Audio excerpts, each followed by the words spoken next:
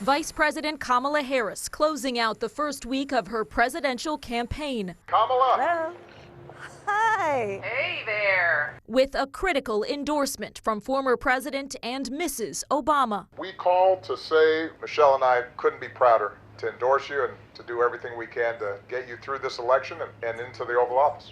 Mr. Obama promising to mobilize Democrats who he called the underdogs. New polling shows a tightening race with Vice President Harris running 1 point behind former President Trump among likely voters within the margin of error for that poll. The same poll showed Mr. Trump with a 6-point lead over President Biden after that race-shifting debate. The vice president now urging former President Trump to debate her. I think the voters deserve to see the split screen that exists in this race on a debate stage, and so I'm ready. Let's go. The Trump campaign saying it would be inappropriate to schedule a debate until Ms. Harris is formally nominated.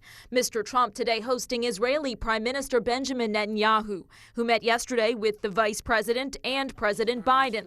The former president pledging his support to Israel and issuing a dark warning. If we win, it'll be very simple. It's all going to work out and very quickly. If we don't, you're going to end up with major wars in the Middle East and maybe a third world war. Former President Trump speaking tonight at the conservative Turning Point Action Conference in Florida as the Harris campaign looks to its next turning point, saying the vetting process has begun in earnest to choose her vice presidential running mate.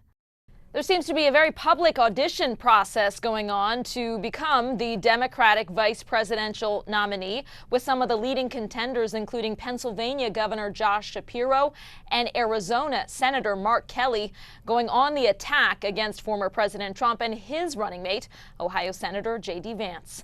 In Washington, Alice Barr, NBC News.